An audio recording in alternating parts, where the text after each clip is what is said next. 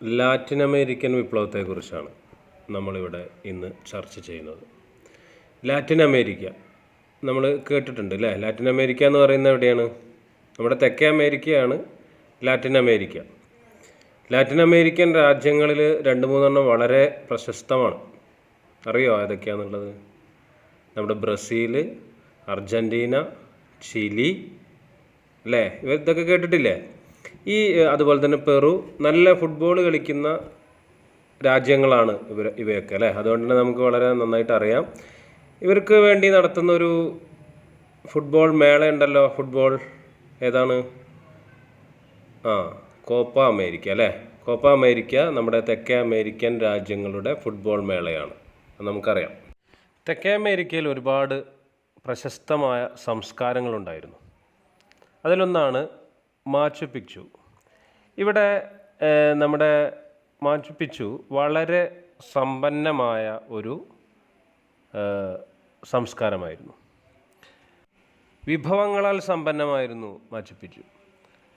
അതായത് resource rich ആയിട്ടുള്ള സ്ഥലമാണ് ഈ പറഞ്ഞ സ്ഥലം. അതുപോലെ തന്നെ ചോളകൃഷി ഉണ്ടായിരുന്നു, ചെമ്മരിയാടുകളെ വളർത്തിയിരുന്നു. മാത്രമല്ല വ്യാപാരത്തിലൂടെ ഒരുപാട് സമ്പത്തും നേടിയ ഒരു പ്രദേശമായിരുന്നു ഇത്. എന്നാൽ ഈ സമ്പത്തിനെ ചൂഷണം ചെയ്തവരായിരുന്നു സ്പെയിൻകാരും പോർച്ചുഗീസുകാരും ഗ്രീസുകാരുമെല്ലാം. ഇവരുടെ ഈ കോളനി ഭരണം ജനജീവിതത്തെ വല്ലാതെ ബാധിച്ചു. എങ്ങനെയാണ് ലാറ്റിൻ അമേരിക്കയിലെ ജനങ്ങളെ കോളനിവൽക്കരണം ബാധിച്ചത്? സ്പെയിൻകാരും പോർച്ചുഗീസുകാരും അവരുടെ ഭാഷയും മതവും ആചാരങ്ങളും അവിടെ പ്രചരിപ്പിച്ചിട്ടുണ്ടായിരുന്നു. The Spanish and Portuguese propagated their language, religions and customs. Spanish ശൈലിയിലുള്ള വീടുകളും ദേവാലയങ്ങളും സ്കൂളുകളുമൊക്കെയാണ് സ്പെയിൻകാരും പോർച്ചുഗീസുകാരുമൊക്കെ ലാറ്റിൻ അമേരിക്കയിൽ സ്ഥാപിച്ചത്. The European powers built houses and churches in Spanish style. Several schools were established for imparting Spanish system of education. Spanish രീതിയിലുള്ള കൃഷി രീതികളും കാർഷിക വിളകളും അവർ കോളനികളിൽ നടപ്പിലാക്കാൻ തുടങ്ങി. The Spanish farming methods and crops were introduced. യൂറോപ്പിൽ നിന്ന് പല രോഗങ്ങൾ എവിടേക്ക് എത്തി? ലാറ്റിൻ അമേരിക്കയിലെത്തി. നമുക്ക് അത്തരത്തിൽ കോളനിവൽക്കരണം കൊണ്ട് ഇങ്ങനെ രോഗമുണ്ടായിട്ടുണ്ട്. ഏതാണ്? വസൂരി. പിന്നീട് നമ്മളത് നിർമ്മാർജ്ജനം ചെയ്തു അല്ലേ? ഇതൊക്കെ യൂറോപ്പിൽ നിന്ന് ഇവിടെ എത്തിയ രോഗങ്ങളാണ്. അതുപോലെ തന്നെ ലാറ്റിൻ അമേരിക്കയിലും ഇത്തരത്തിലുള്ള യൂറോപ്യൻ രോഗങ്ങൾ വരാൻ തുടങ്ങി. New diseases spread from Europeans to the Latin Americans.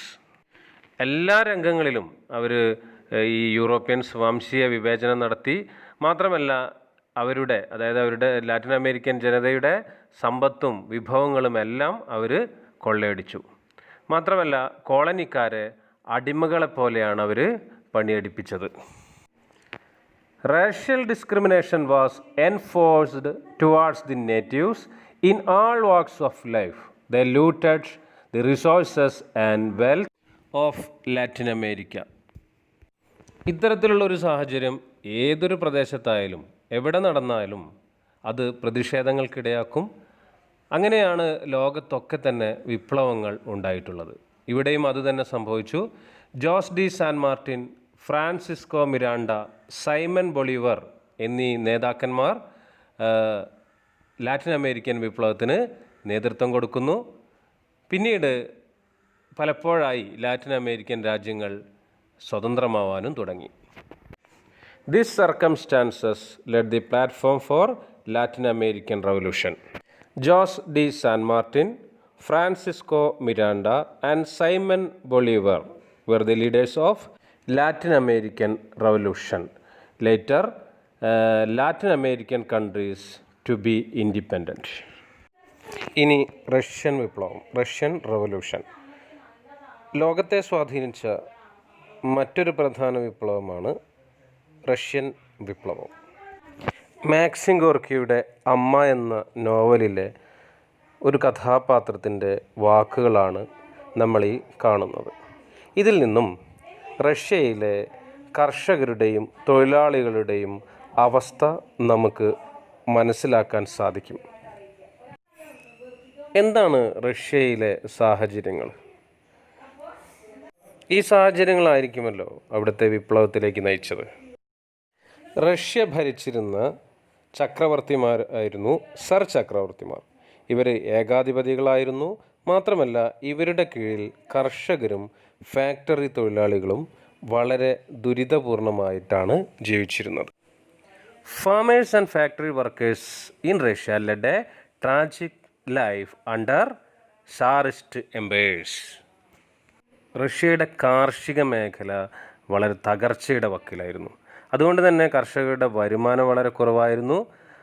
അവർക്ക് ഭൂമി ഉണ്ടായിരുന്നില്ല. മാത്രമല്ല നികുതി ഭാരവും വഹിക്കേണ്ടി വന്നു. എന്താ ഈ നികുതി ഭാരം? നികുതി അടയ്ക്കുമ്പോൾ വരുന്ന ബുദ്ധിമുട്ട്, അതിനെ നികുതി ഭാരം എന്നാണ് വിളിക്കുക. The low agricultural production affected the farmers income. Moreover the landless farmers had to pay huge tax. പ്രകൃതി വിഭവങ്ങൾ ധാരാളമായി ഉണ്ടായിരുന്ന പ്രദേശമാണ് റഷ്യ. പക്ഷേ അവിടെ വ്യാവസായിക ഉൽപ്പാദനം വളരെ കുറവ്. മാത്രമല്ല ഉള്ളതൊക്കെ നിയന്ത്രിച്ചതാരാ? വിദേശികൾ. Russia was rich in natural resources but their industrial production was merged. It was the foreigners who controlled majority of the industries that existed there.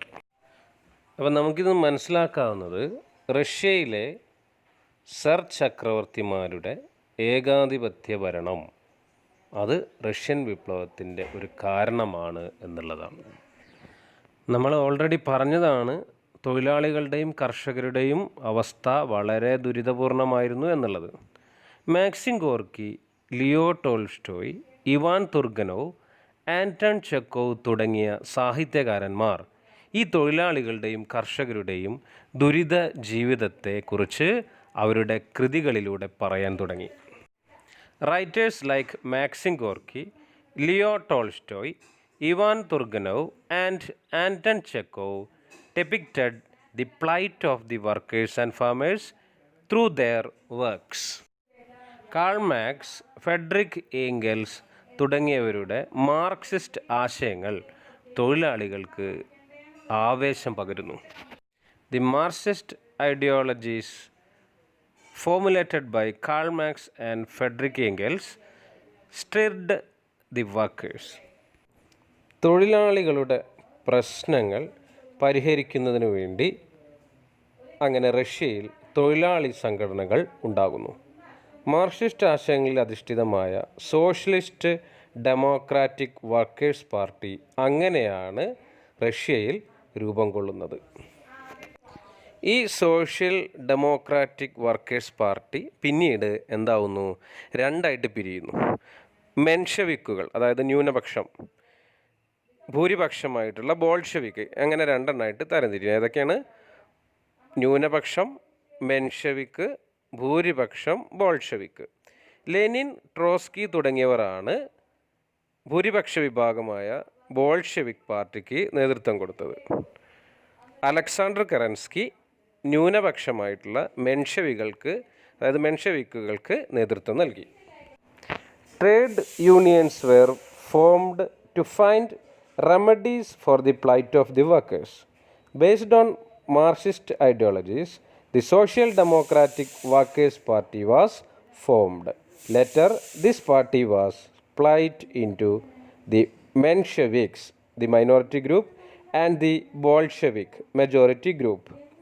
Alexander Kerensky led the Mensheviks. Then, the leaders of the Bolsheviks were Lenin and Trotsky.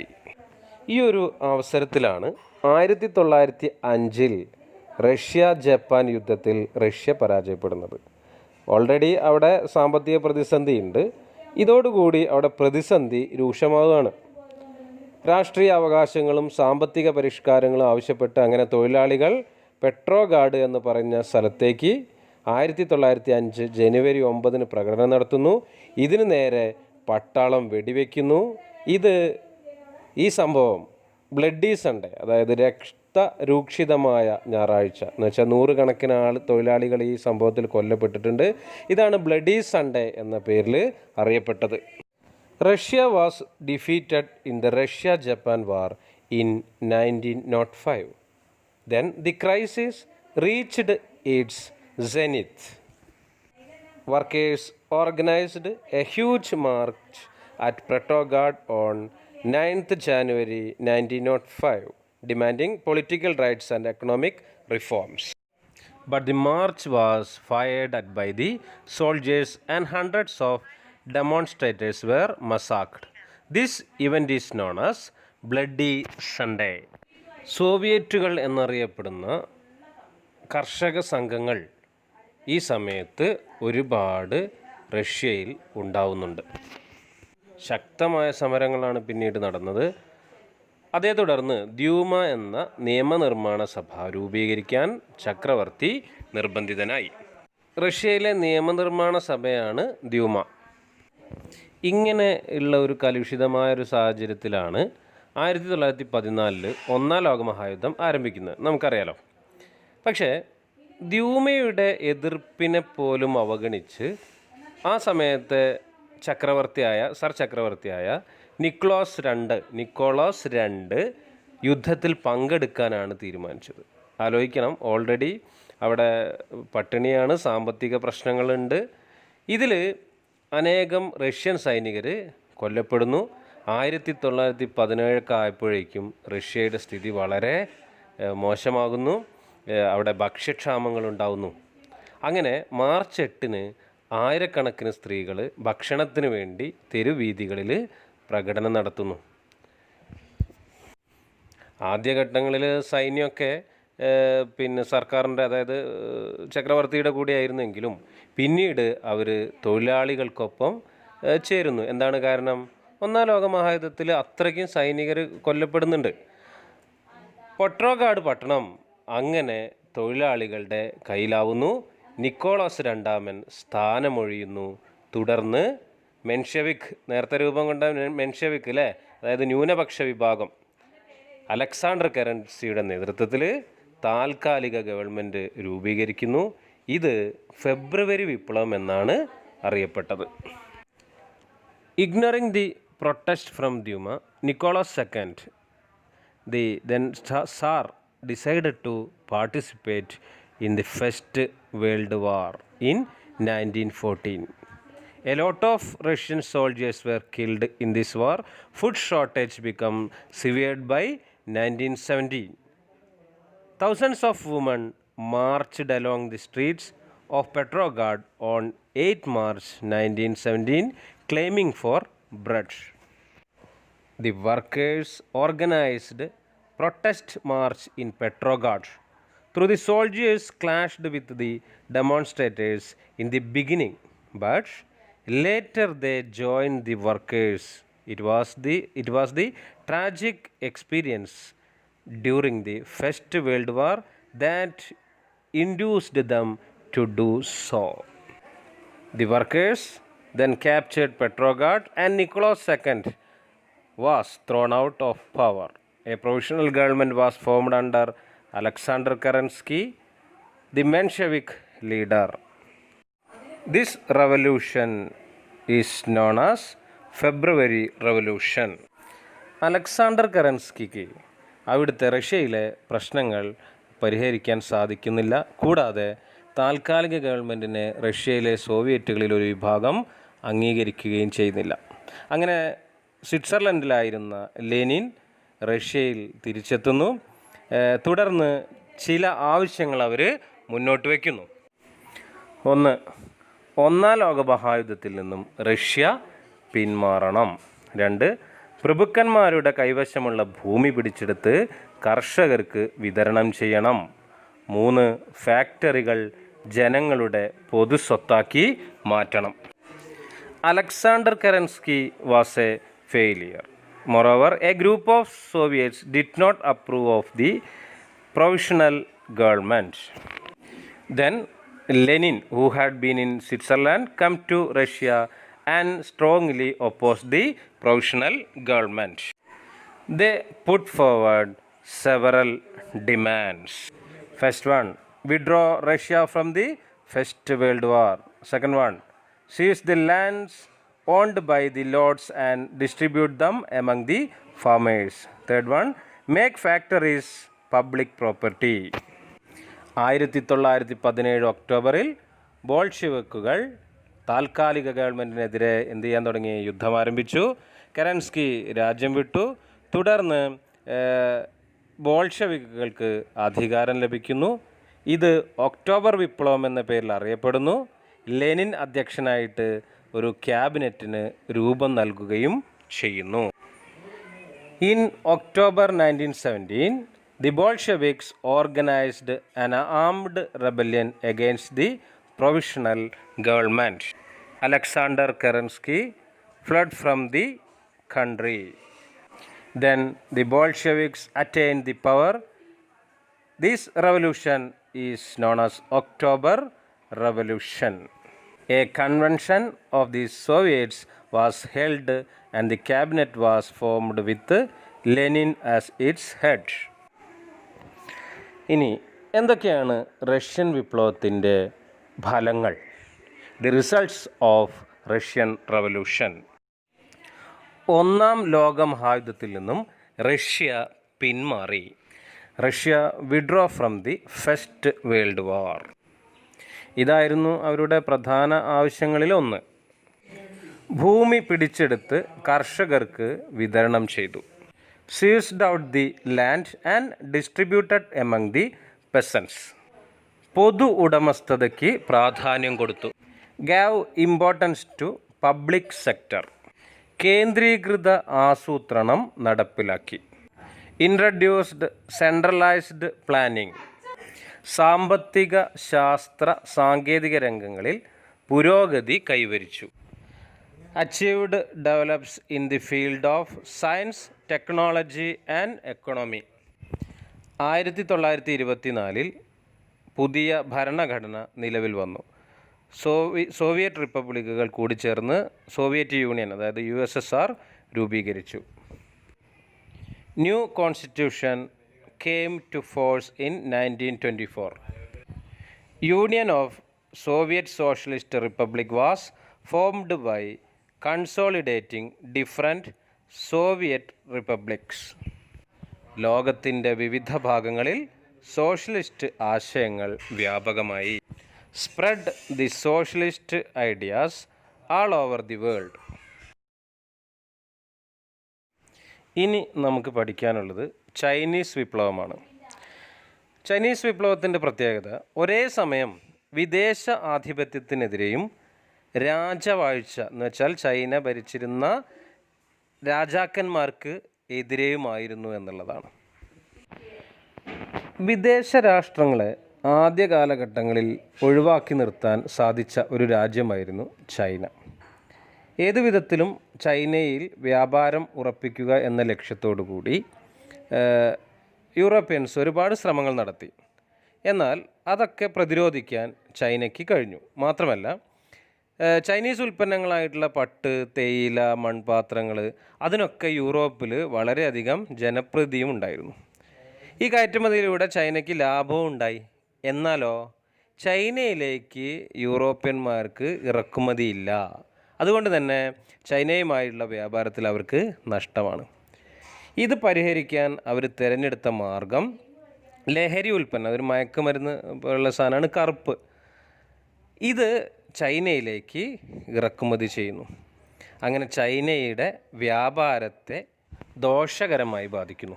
മാത്രമല്ല, കറുപ്പിൻ്റെ ഉപയോഗം Chinese ജനതയുടെ മാനസിക നിലയെയും പ്രതികൂലമായി ബാധിക്കുന്നു. എന്ന് വെച്ചാൽ സാമ്പത്തികമായും മാനസികമായും ചൈനക്കാർ അടിമത്തത്തിലായി മാറുന്നു. Chinese silk, tea and earthenware were in great demand all over Europe. China gained huge profit through the export of these items. There was nothing to import to China from Europe. As a result, the European traders suffered a great loss. To overcome this, British traders imported opium into China. It is an intoxicant.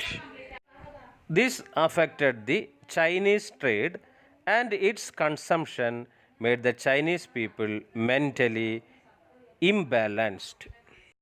ചൈനയിലേക്കുള്ള European അധിനിവേശത്തിൻ്റെ മറ്റൊരു മുഖമാണ് തുറന്ന വാതിൽ നയം അഥവാ open door policy. അതായത് 19-ാം നൂറ്റാണ്ടിൻ്റെ അവസാനമൊക്കെ ആയപ്പോഴേക്കും യൂറോപ്യൻ രാജ്യങ്ങൾ ചൈനയിൽ ഉണ്ടാക്കി, വ്യാപാര ആനുകൂല്യങ്ങൾ ഉണ്ടാക്കി. അതായത് കറുപ്പ് ഒക്കെ ഇറക്കുമതി ചെയ്യുകയും അവിടെ സാമ്പത്തികമായി പ്രശ്നങ്ങളൊക്കെ ആവുകയും ചെയ്തല്ലോ. എന്നാൽ അമേരിക്കയ്ക്ക് ഈ ആനുകൂല്യമൊന്നും ലഭിച്ചില്ല. എന്ന് വെച്ചാൽ അമേരിക്കയ്ക്ക് ചൈനയിൽ വ്യാപാരാനുമതി ഉണ്ടായിരുന്നില്ല. അങ്ങനെയാണ് അമേരിക്കൻ സ്റ്റേറ്റ് സെക്രട്ടറി ആയിട്ടുള്ള ജോൺ ഹേ തുറന്ന വാതിൽ നയം പ്രഖ്യാപിക്കുന്നത്. ഈ നിയമം കൊണ്ട് എന്താണുള്ളതെന്ന് വെച്ചാൽ ചൈനയുടെ കമ്പോളങ്ങളിൽ എല്ലാ രാജ്യങ്ങൾക്കും തുല്യ അവകാശവും അവസരവും ഉണ്ട് എന്നാണ് ഇതിലൂടെ വാദിക്കപ്പെട്ടത്. അങ്ങനെ ചൈന വിവിധ രാജ്യങ്ങളുടെ സ്വാധീന മേഖലയായി മാറി. ഇതിൻ്റെ ലക്ഷ്യം എന്താ ശരിക്കും? അമേരിക്കയ്ക്ക് ചൈനയിൽ ഇടപെടണം. അതാണ് ഈ നയത്തിൻ്റെ പ്രധാന ലക്ഷ്യമെന്ന് പറയുന്നത്. To gain privilege in China, John Hay, the State Secretary of the USA, proclaimed the open door policy. As this policy, America argued for equal rights and opportunities for all countries in Chinese market. China was divided into different regions to be controlled by various countries. The aim of this policy was to create an opportunity for the USA to interfere in China. China ഭരിച്ചിരുന്ന രാജവംശമായിരുന്നു മഞ്ചു രാജവംശം. വിദേശ ഇടപെടലിനും ആധിപത്യത്തിനും ഇവർ പക്ഷേ അനുകൂലമായ നിലപാടുകളാണ് സ്വീകരിച്ചിരുന്നത്. ഇതിനെതിരെ 1900-ൽ നമ്മുടെ ചൈനയിലെ ചില രഹസ്യ സംഘടനകൾ, അതായത് പ്രത്യേകിച്ച് യുവാക്കളൊക്കെ ആയിരുന്നു, അവർ ഒരു കലാപം സംഘടിപ്പിക്കുന്നു. ഇത് ബോക്സർ കലാപം എന്ന പേരിലാണ് അറിയപ്പെട്ടത്. പക്ഷേ കലാപം അടിച്ചമർത്തപ്പെട്ടു, ബോക്സർമാരെ നിഷ്കരുണം വധിക്കുകയാണ് ഉണ്ടായത്. എന്നാലും പിൽക്കാല വിപ്ലവങ്ങൾക്ക് ബോക്സർ കലാപം വളരെ ശക്തി പകർന്നു എന്ന് നമുക്ക് പറയാം. 1911-ൽ ഡോക്ടർ സൺ യാത് സെൻ്റെ നേതൃത്വത്തിൽ മഞ്ചു ഭരണത്തിനെതിരെ ചൈനയിൽ വിപ്ലവം നടക്കുന്നു. ഇത് ചൈനയിൽ രാജവാഴ്ചയ്ക്ക് അന്ത്യം കുറിക്കുന്നു. തുടർന്ന് ദക്ഷിണ ചൈനയിൽ സൺ യാത് സെൻ്റെ നേതൃത്വത്തിൽ ഒരു പാർട്ടി വരുന്നു. അതാണ് കുമിങ് ദാങ് പാർട്ടി. അവർ ചൈനയിൽ ഒരു റിപ്പബ്ലിക്കൻ ഭരണം സ്ഥാപിക്കുന്നു. ദേശീയത, ജനാധിപത്യം, സോഷ്യലിസം എന്നീ 3 ആശയങ്ങൾക്ക് പ്രാധാന്യം നൽകി Sun Yat Sen. Boxer Rebellion held in China in 1900. The rebellion was a failure, but it stimulated the revolutions that came up later. In 1911, another revolution took place under the leadership of Dr. Sun Yat-sen against the Manchu dynasty. This ended monarchy in China. After the revolution, Kuomintang party established a republican form of government in southern China under the leadership of Sun Yat-sen. He gave importance to ideologies like nationalism, democracy and socialism. Sun Yat Sen വിദേശികളുമായി ഒപ്പിട്ട അന്യായമായ ഉടമ്പടികളൊക്കെ റദ്ദാക്കാൻ തീരുമാനിച്ചു. അതുപോലെ തന്നെ കൃഷിക്കും വ്യവസായത്തിനുമൊക്കെ അതിൻ്റെ പുരോഗതിക്ക് വേണ്ടിയിട്ടുള്ളൊക്കെ കാര്യങ്ങളൊക്കെ ചെയ്തു. സൺ യാറ്റ് സെൻ്റെ മരണത്തെ തുടർന്ന് ചിയാങ് കൈഷക്കാണ് ഭരണത്തിൻ്റെ തലവനായി വന്നത്. അതോടൊപ്പം തന്നെ എന്ത് സംഭവിച്ചു വെച്ചാൽ ചൈനയിലും അതായത് ചൈനയിൽ കുമിങ്താങ്ങുകളും കമ്മ്യൂണിസ്റ്റുകളും സഹകരിച്ചുകൊണ്ട് മുന്നോട്ട് പോയിരുന്നു. അതൊക്കെ ചിയാങ് കൈഷക്കിൻ്റെ വരവോടുകൂടി ഇല്ലാതായി എന്നുള്ളതാണ്. അത് മറ്റൊരു വിപ്ലവത്തിലേക്ക് എത്തിക്കുന്നു. ചിയാങ് കൈഷക്ക് സൈനിക ഏകാധിപതിയായിരുന്നു. അദ്ദേഹം കമ്മ്യൂണിസ്റ്റുകളുമായിട്ടുള്ള സഹകരണം ഉപേക്ഷിക്കുന്നു. അമേരിക്ക അടക്കമുള്ള വിദേശ ശക്തികൾക്ക് ചൈനയിൽ യഥേഷ്ടം ഇടപെടാൻ അവസരമൊരുക്കുന്നു. ഓർമ്മയുണ്ടല്ലോ, ചൈന നേരിട്ട ഏറ്റവും വലിയൊരു പ്രശ്നമായിരുന്നു ഈ വിദേശ ശക്തികളുടെ ഇടപെടൽ. അതിന് വീണ്ടും അവസരം ഒരുങ്ങുന്നു. ചൈനയിലെ കൽക്കരി, ഇരുമ്പുരുക്ക് വ്യവസായങ്ങൾ, ബാങ്കിങ്, വിദേശ വ്യാപാരം ഇതൊക്കെ വിദേശ രാജ്യങ്ങൾ നിയന്ത്രിക്കാൻ തുടങ്ങി. എതിർത്ത കമ്മ്യൂണിസ്റ്റുകളെയൊക്കെ ചിയാങ് കൈഷക്ക് ക്രൂരമായിട്ട് നേരിടുകയാണ്. ഈ സമയത്താണ് ചൈനയിൽ കമ്മ്യൂണിസ്റ്റ് പാർട്ടിയുടെ നേതാവായിട്ട് മാവോ സേതുങ് ഉയർന്നു വരുന്നത്. Chiang Kaishek ascertained military autocracy in China. He gave opportunity for foreign powers, including America, to freely intervene in China and did not cooperate with the communists. Coal and iron industries, banking and foreign trade were all controlled by foreign countries. The communists protested against the policy of Chiang Kai-shek. They were brutally suppressed. At that time, Mao Zedong rose to the leadership of the Communist Party. 1934 മാവോയുടെ പ്രസിദ്ധമായ long March ആരംഭിക്കുന്നു. തെക്കൻ ചൈനയിലെ കിയാങ്സിയിൽ നിന്ന് തുടങ്ങിയ ഈ യാത്ര നിരവധി പ്രതിസന്ധികളെ തരണം ചെയ്ത് വടക്ക് പടിഞ്ഞാറ് യനാനിൽ അവസാനിക്കുന്നു. ഈ യാത്രയുടെ പ്രത്യേകത, ഈ യാത്രയിലുടനീളം കൃഷിഭൂമികളും ഗ്രാമങ്ങളും പ്രഭുക്കന്മാരിൽ നിന്ന് മാവോയും കൂട്ടരും പിടിച്ചെടുക്കുന്നു. അവർ ഏകദേശം 12,000 കിലോമീറ്ററാണ് സഞ്ചരിച്ചത്. ഈ പിടിച്ചെടുത്ത ഭൂമിയും ഗ്രാമങ്ങളുമൊക്കെ അവർ കർഷകർക്ക് നൽകുന്നു. ഇതാണ് ലോങ് മാർച്ച് എന്ന പേരിൽ പിൽക്കാലത്ത് പ്രസിദ്ധമായത്. In 1934, under the leadership of Mao Zedong, a journey started from Jiangxi in South China. The adventurous trip ended at Yan'an in northwestern China. Throughout the journey, they seized out agricultural land and villages from lords and distributed them among the farmers. The journey covered around 12,000 kilometers. This march is known as the famous Long March. Long മാർച്ചിന് ശേഷം മാവോയുടെ നേതൃത്വത്തിലുള്ള ചുവപ്പ് സേന Kuomintang ഭരണത്തിൻ്റെ കേന്ദ്രം കൈക്കലാക്കുന്നു. Chiang Kaishek തായ്വാനിലേക്ക് രക്ഷപ്പെടുന്നു. 1949 ഒക്ടോബർ 1 ചൈന മാവോയുടെ നേതൃത്വത്തിൽ ജനകീയ ചൈന റിപ്പബ്ലിക്കായി മാറുന്നു. After Long March, Mao and the Communist Party become the symbol of struggle of the Chinese against foreign power. Chiang Kai-shek had to seek political asylum in Taiwan when the Red Army of Mao Zedong captured the center of Kuomintang rule. Then in 1949 October 1st, China become People's Republic of China under the leadership of Mao Zedong.